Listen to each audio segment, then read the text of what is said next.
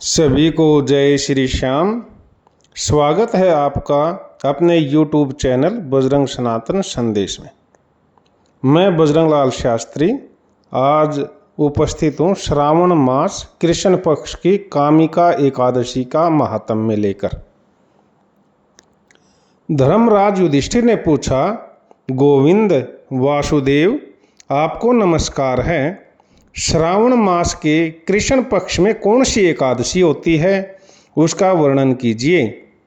भगवान श्री कृष्ण बोले, राजन सुनो, मैं तुम्हें एक पाप नाशक उपाख्यान सुनाता हूँ, जिसे पूर्व काल में ब्रह्मा जी ने नारद जी के पूछने पर कहा था।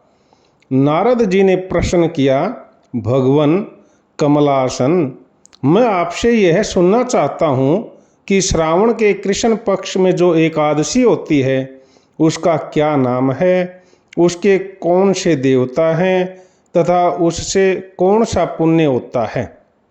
प्रभु यह सब बताइए।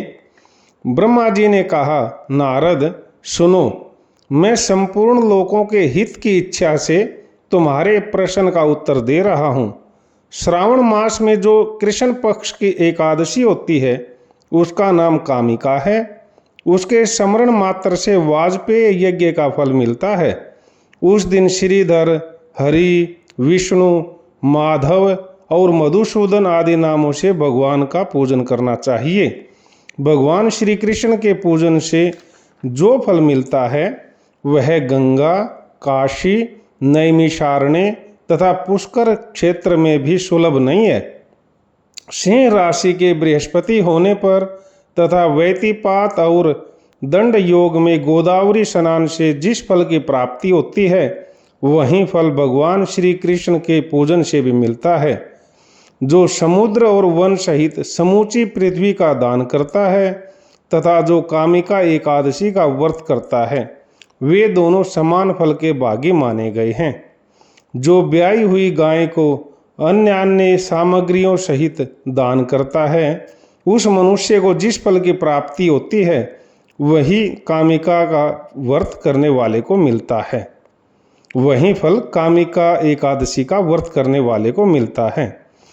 जो नर श्रेष्ठ श्रावण मास में भगवान श्रीधर का पूजन करता है उसके द्वारा गंधर्वों और नागों सहित संपूर्ण देवताओं की पूजा हो जाती है। अतः पाप भीरु मनुष्यों को यथाशक्ति पूरा प्रयत्न करके कामिका एकादशी के दिन श्री हरि का पूजन करना चाहिए। जो पाप रूपी पंख से भरे हुए संसार समुद्र में डूब रहे हैं उनका उद्धार करने के लिए कामिका एकादशी का व्रत सबसे उत्तम है। अध्यात्म विद्यापरायण मनुष्यों को जिस फल की प्राप्ति होती है उससे बहुत अधिक ज्यादा फल कामिका व्रत का सेवन करने वाले को मिलता है। कामिका एकादशी का व्रत करने वाला मनुष्य रात्रि में जागरण करके न तो कभी भयंकर यमराज का दर्शन करता है और न कभी दुर्गति में ही पड़ता है।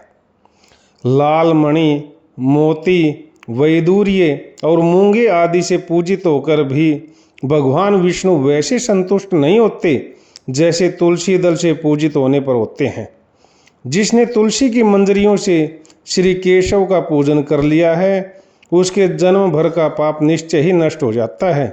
जो दर्शन करने पर सारे पाप समुदाय का नाश कर देती है, स्पर्श करने पर शरीर को पवित्र बनाती है, प्रणाम करने पर रोगों का निवारण करती है, जल से सींचने पर यमराज को भी भय पहुंचाती है, आरोपित करने पर भगवान श्री कृष्ण के समीप ले जाती है और भगवान के चरणों में चढ़ाने पर मोक्ष रूपी फल प्रदान करती है, उस तुलसी देवी को नमस्कार है।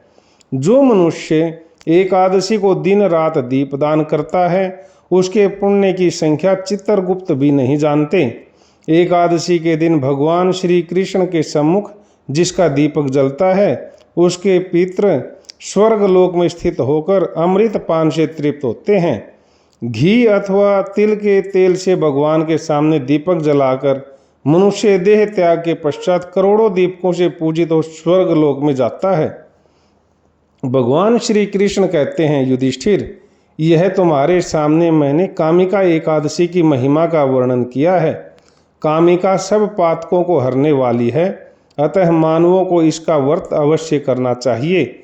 यह स्वर्ग लोक तथा महान पुण्य फल प्रदान करने वाली है। जो मनुष्य श्रद्धा के साथ इसका महात्म्य श्रवण करता है वह सब पापों से मुक्त हो श्री विष्णु लोक में जाता है। विष्णु भगवान आप सभी की मनोकामनाएं पूरी करें। सभी को जय श्री श्याम।